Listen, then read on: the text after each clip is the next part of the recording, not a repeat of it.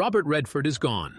At 89 years old, one of Hollywood's most enduring legends has taken his final bow, and with it, an era comes crashing to an end. You see, Redford wasn't just an actor, he wasn't just a director. He was a force of nature, a man who carried the golden age of cinema on his shoulders and gave the world characters that will never be forgotten. And now, Hollywood is silent. The lights dim, the screens fade, and millions stand in disbelief. Fans, friends, filmmakers, every corner of the world feels the weight of his absence. Robert Redford a nation mourns, mesmerized yes, us but it's with more some than that. of Hollywood's It's a global most grief, the kind reserved only for those rare few who changed not just film, but culture itself. And then, one tribute rises above all the rest. Words spoken not by a journalist, not by a critic, but by someone who stood beside him, who knew his artistry, who felt his presence like very few could. Meryl Streep, her voice steady, her words like fire and silk, delivers a tribute so stunning, so devastating, it leaves millions in tears. Tonight, we witness Redford's farewell, not just a death, but the final curtain call of a giant. It is now confirmed. Robert Redford has passed away at the age of 89 at his home in Utah, surrounded by family. The news, delivered quietly, yet with the weight of history, spread like wildfire. In just minutes, Hollywood, the press, and millions online were shaken into a collective silence. The word legend is used far too often, but for Redford, it was never a label, it was the truth. Almost immediately, social media timelines filled with memories, photographs, and words of grief. Fellow actors spoke of him as a mentor, directors called him a visionary, and fans, those who grew up with his films, called him part of their lives. The internet, so often a place of noise, became something else entirely, a shrine, built in real time, to honor the me, and who gave so much of himself to the screen. But Robert Redford was never just an actor. Yes, he was the golden-haired star of Butch Cassidy and the Sundance Kid, The Sting, and All the President's Men. Yes, he directed films that won Oscars and redefined storytelling, but beyond Hollywood, he was something more. He was an environmentalist who fought for the land, the rivers, the forests he loved. He was the founder of the Sundance Institute, opening doors for generations of independent filmmakers who might otherwise never have been heard.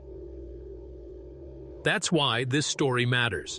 It is not only about death, it is about a life so immense, so layered, that even now the world struggles to measure it.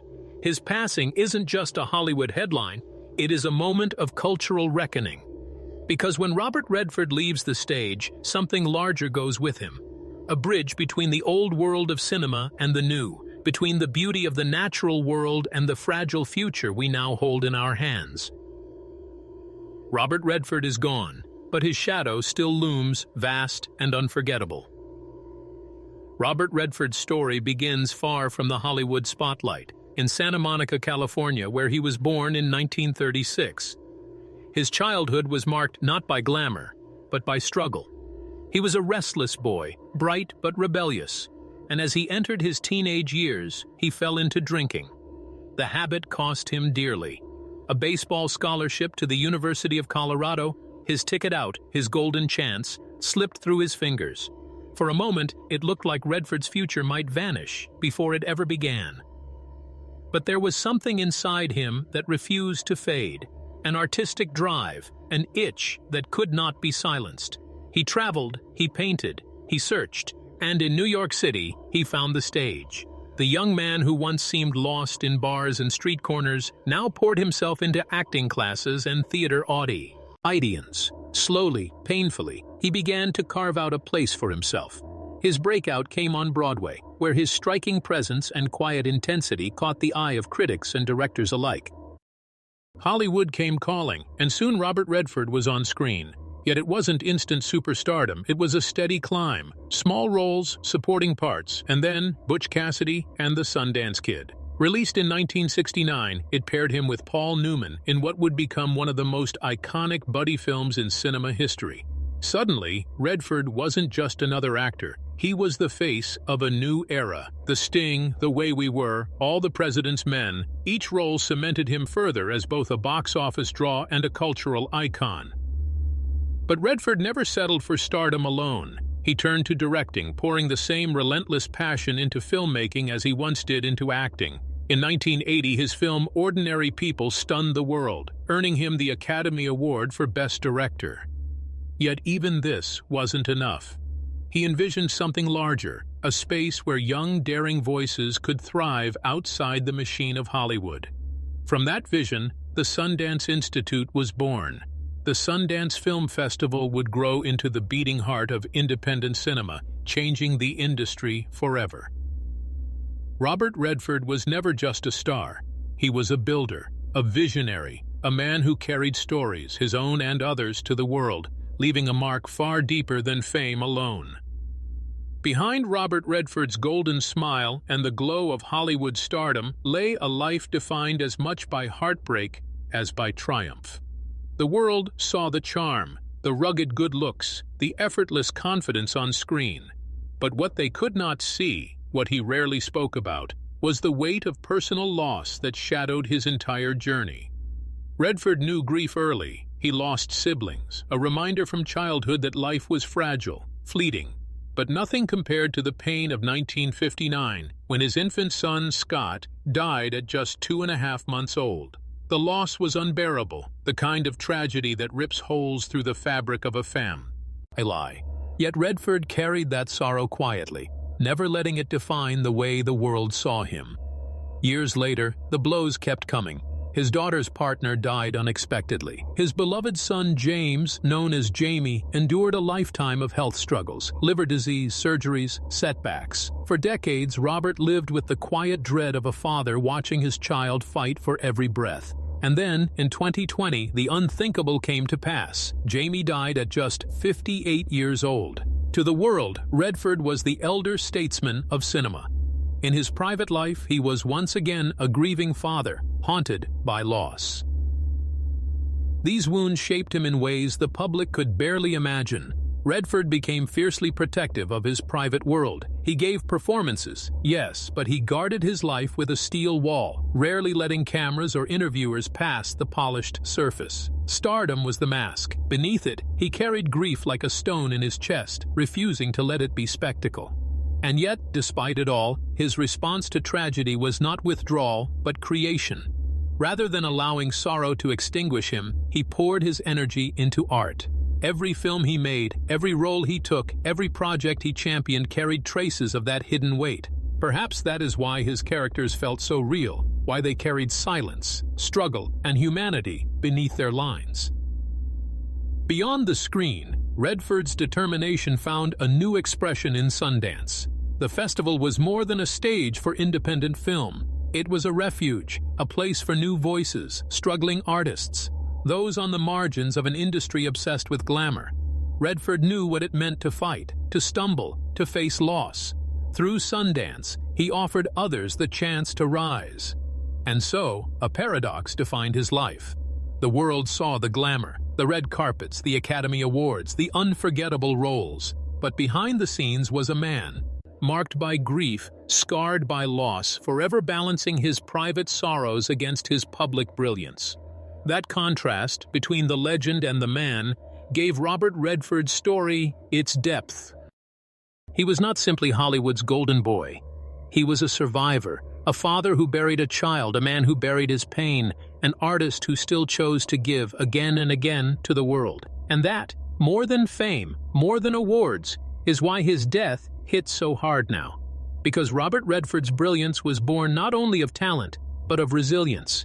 And then, September 2025, the news breaks. Robert Redford has died at the age of 89. It feels impossible, even though time has been preparing us for years. Within minutes, tributes pour in. Jane Fonda, his longtime friend and fellow activist, remembers him as a partner in both art and causes. Barbra Streisand, who once stood opposite him in The Way We Were, speaks of his gentleness, his generosity, his power to move audiences with a glance. Directors like James Gunn praise his artistry, while actors like Antonio Banderas call him a guiding light.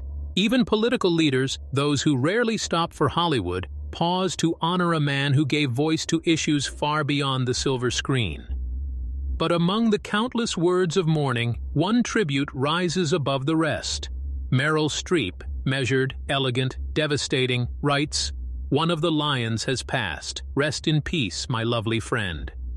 It is just one sentence, and yet it stops the world.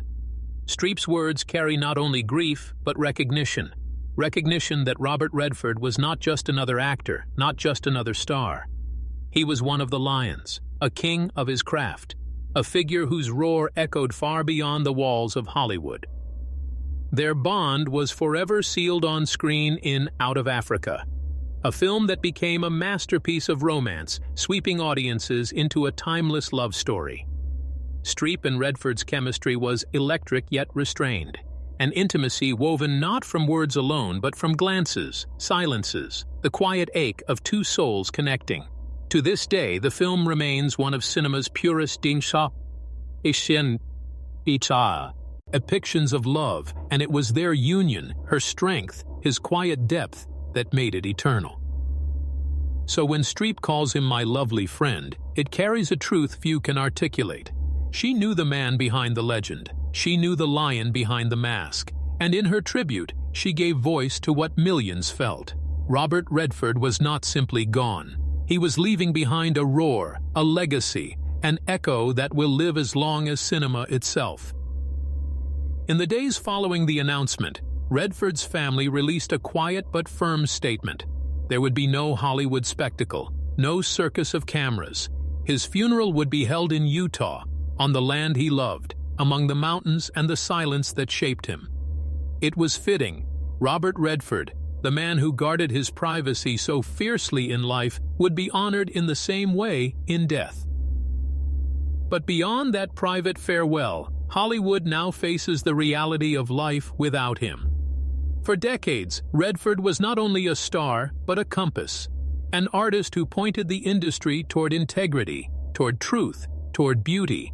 Without him, there is a void, a silence that Sundance itself must now try to fill.